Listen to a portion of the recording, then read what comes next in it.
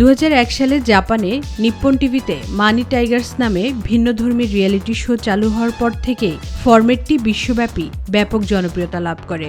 পরে প্রতিটি মহাদেশে কখনো ড্রাগনস ডেন, কখনো লায়ন্স ডেনে, কখনো শার্ক ট্যাঙ্ক নামে প্রচারিত হয়। বিশ্বব্যাপী জনপ্রিয়তার পথ ধরেই বাংলাদেশেও শুরু হওয়া রিয়েলিটি শো শার্ক ট্যাঙ্ক জীবনে সফল হওয়ার স্বপ্ন দেখাচ্ছে দেশের হাজারো তরুণদের। ইতিমধ্যে অনলাইন স্ট্রিমিং প্ল্যাটফর্ম বঙ্গবিডিতে প্রচারিত হয়েছে শার্ক ট্যাঙ্কের 5টি পর্ব।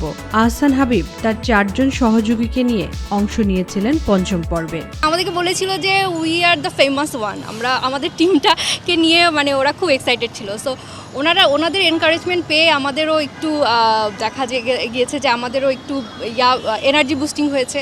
সো ফার্স্ট একটু স্কেয়ার ছিলাম, পরে দেখি যে শার্করাও খুবই ভালো আমাদের কমেন্ট করছিল। স্বপ্নটা হচ্ছে যে যেই প্ল্যানটা নিয়ে আমরা আসছিলাম যে বাংলাদেশে এই জিনিসটাকে বা আমরা যেই স্কিলটা জানি সেই স্কিলটা আমরা ছড়াই দিতে পারবো বাংলাদেশে অনেক মানুষের মধ্যে। সো এইটা নিয়ে আমরা এখন খুব এক্সাইটেড যে আমাদের এখন রাস্তাটা আসলে অনেক স্মুথ হবে এই স্বপ্নটা বাস্তবায়ন করার জন্য। আমি শার্ক ট্যাঙ্ক সম্পর্কে খুবই নতুন না, আমি আগে থেকে ইন্ডিয়ান যে শার্ক ট্যাঙ্কটা আমরা দেখে আসছি, বাট এইটা আমাদের কিছু চয়েজেবল শার্ক ছিল যাদেরকে আমি পছন্দ করতাম অ্যান্ড আগের থেকে ফলো করতাম। 5ম পর্বে অংশ নিয়ে বিজয়ী হওয়া মুবাশশিরা খান ও জারিন তাসনিম আনামের স্বপ্ন পূরণের গল্পটাও ভিন্ন রকমের। প্রথমত এটা একদমই নন বায়াসড শো ছিল। আমরা প্রথমত রিয়েলিটি শো দেখে মনে করি এগুলো সব কিছুতেই স্ক্রিপ্টেড।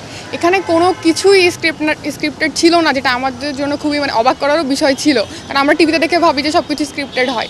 তো এখানে টোটালি নিজের স্কিলসের বা দক্ষতার উপরে কাজ করে আমরা এই জায়গাতে পৌঁছেছিলাম। অংশগ্রহণকারীরা জানিয়েছেন দেশে প্রথমবারের মতো শুরু হওয়া শার্ক ট্যাঙ্কের এই প্ল্যাটফর্মে দাঁড়িয়ে তাদের অভিজ্ঞতার কথা।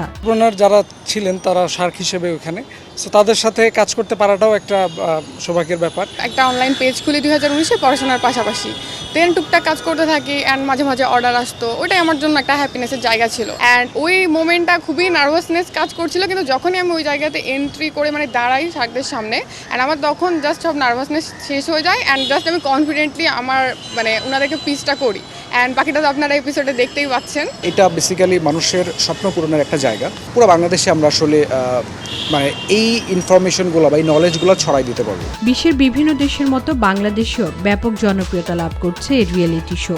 প্রতি শুক্রবার বঙ্গবিডিতেই দর্শকরা দেখতে পারবেন শার্ক ট্যাঙ্কের নতুন পর্ব।